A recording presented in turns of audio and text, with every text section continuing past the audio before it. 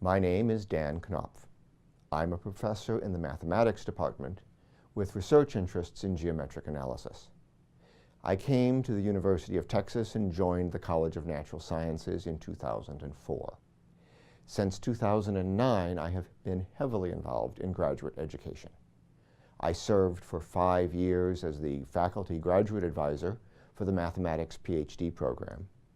And for the last 4 years, I've been the Associate Dean for Graduate Education in the College of Natural Sciences, CNS. In that role, I serve you, our graduate students. I'm Scott Burkhart. I'm the Director of Graduate and Postdoctoral Education here in the College of Natural Sciences. I have a PhD in biological oceanography and had a career as a research scientist at an academic institution before joining UT Austin in late 2017. Hi, my name is Po-Sang Koo. I'm the Career Development Specialist for graduate student and postdoc here in the College of Natural Sciences. I have a PhD in cell biology as well as MBA in general management. Following the completion of my postdoctoral training, I started working in the biotech industry, and for over 14 years, I worked as a product marketing professional. And I joined UT in the year of 2014. And now I'm hoping to use both my science background as well as industry knowledge to help you explore and prepare for your desired career opportunities.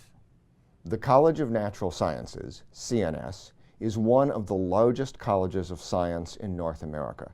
We have over 1,100 PhD students in 15 doctoral programs organized across 12 departments. As graduate students, you are absolutely vital to both our research and educational missions. Great. The foundational goals of my office are to make graduate education in CNS more student-centric and to enhance the specialized research training you receive in our PhD programs with additional professional development opportunities. Professional development that prepares you to be most competitive for and most successful in your desired career paths, whether those lead you within or outside academia. In my hand is a pre-publication copy of a report to be released this November by the National Academies Press, giving consensus recommendations for reforming graduate education for the 21st century. And what is interesting is since almost my first day in joining the Dean's office, we in CNS have been working on changes that align perfectly with these recommendations. I'm proud to say that we are ahead of the curve, and I believe our college is a leader in helping to improve graduate education for the PhD recipients of the future. We're making exciting changes to graduate education in CNS, guided by the 21st Century Graduate Education Initiatives, which are to streamline and enhance students' paths to degree, make graduate education more flexible and efficient, ensure that all of you can explore and prepare for desired career opportunities, and ensure that all CNS students can acquire interdisciplinary skills that are necessary for the big data revolution.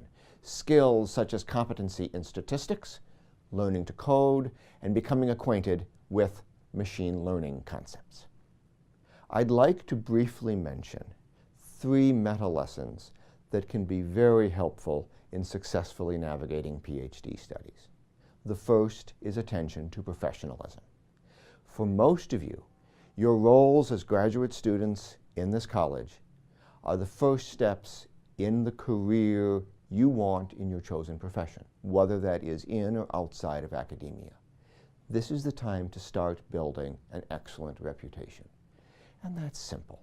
Be collegial with your fellow graduate students, especially those in your research group or lab. Know that you act as role models for our undergraduate students. And be respectful to the staff, whose hard work is absolutely vital to the functioning of this institution.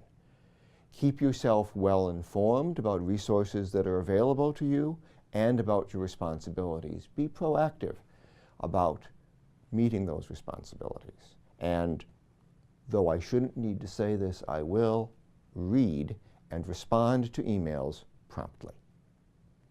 The second meta lesson concerns intensity. Graduate school is a time of exciting intellectual growth, but let's face it, it can also be a time of stress. I want you to keep two things in mind. The first is that you're part of a cohort, and you're only here to compete with yourself. At your previous institution, you were probably the smartest person in the room at your particular discipline. That's why we recruited you. Now, when I used to do in-person orientation, I would say at this point, look around. You're now all in the same room.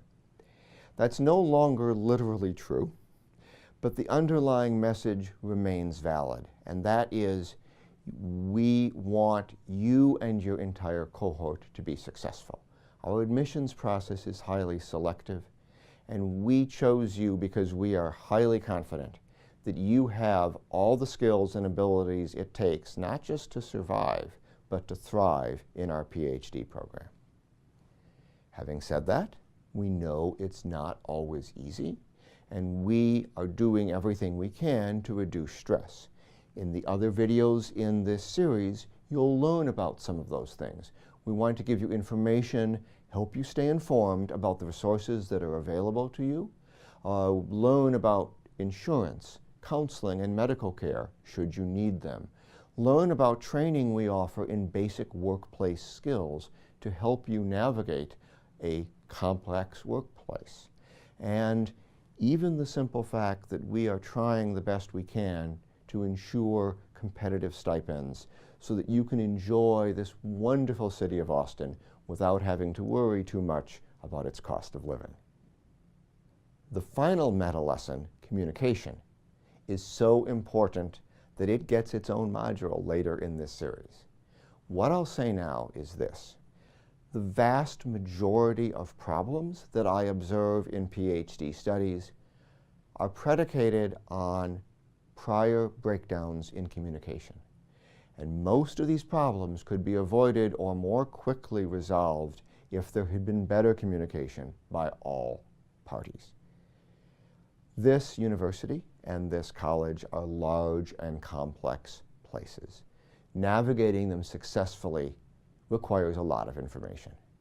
This orientation series is the first step in our trying to give you that information, or at least have you know where it can be found when you need it. We want you to be aware of your responsibilities and, more importantly, of the resources that exist to help you meet those responsibilities. Here's an example.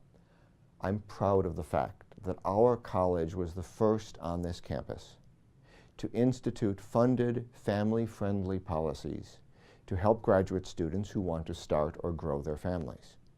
But those policies can't help you if you're not aware they exist. So, here's a look at what information is coming in the remaining modules in this series. The 4 remaining modules in the orientation will introduce ways in which the college will be helping you to navigate your graduate studies more effectively. The first module is related to professional development and career preparation. The second module is related to learning how to introduce our students to your math and science. And the third module is related to your financial support, healthcare, and insurance. And the last module is related to multi-directional communication.